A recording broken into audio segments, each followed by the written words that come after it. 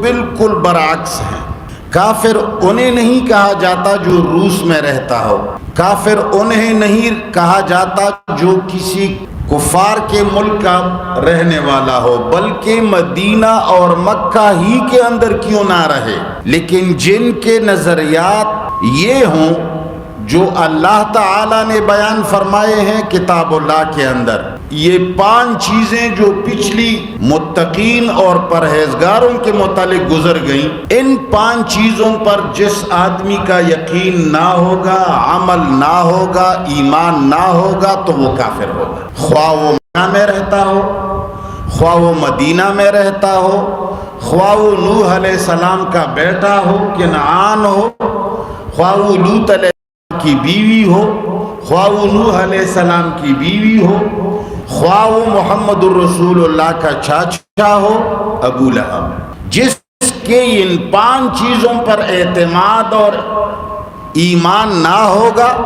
تو وہ کافر ہوگا۔ اور اللہ نے فرمایا کہ کافر پھر ایسا کافر ہوگا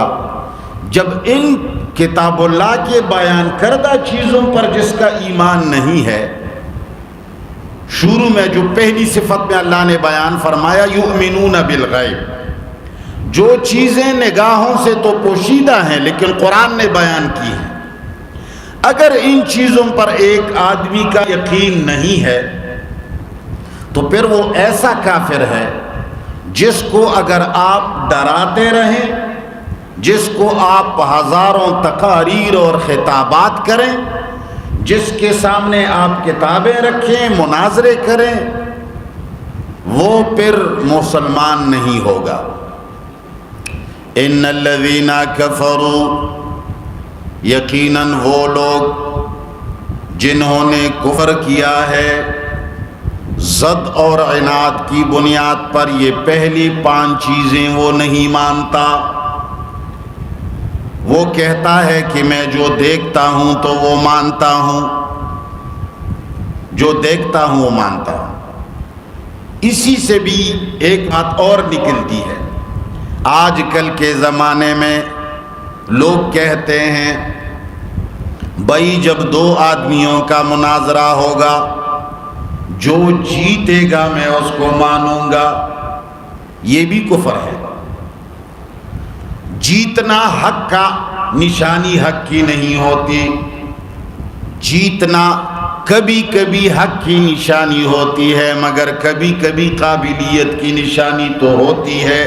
مگر حق کی نشانی نہیں ہوتی۔ اب اگر ایک بہت بڑا سائنسدان اور دانشور ایک ان پڑھ آدمی کے ساتھ مناظرہ کرے گا، ان پڑھ آدمی کہتا ہے کہ اللہ ایک ہے، اللہ کے ساتھ کوئی مدد کرنے والا نہیں، اور وہ بڑا دانشور اور پروفیسر اور عالم کہتا ہے کہ اللہ بھی بغیر مخلوق کے امداد کے کچھ نہیں کر سکتا، اللہ تو والعیاذ باللہ کبھی کبھی غیروں سے مدد مانگتا ہے۔ اب اس کا جو نظریہ ہے وہ کفریہ ہے، لیکن ان پڑھ آدمی کا نظریہ جو ہے وہ برحق ہے۔ لیکن یہ ان پڑھ اور دانشور جب مناظرہ کریں گے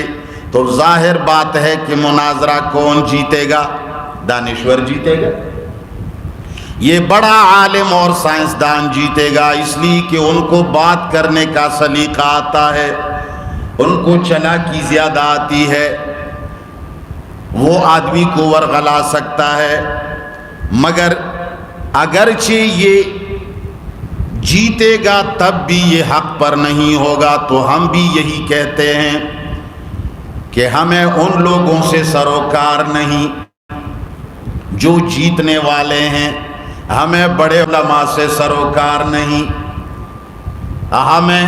بڑے بڑے جبوں والوں سے سروکار نہیں، ہمیں اکثریت سے بھی سروکار نہیں، ہمیں سروکار ہے رب العالمین کی کتاب سے۔ جو باتیں کتاب اللہ نے ذکر کی ہوں اگرچہ ہمارے سامنے نہ ہوں، اگرچہ ہمارا مشاہدہ نہ ہو، اگرچہ ہمارا تجربہ نہ ہو، اگرچہ اس کے ساتھ اکثریت نہ ہو، اگرچہ لوگ زیادہ اس کے منکر ہوں، اگرچہ اس بات سے ہمیں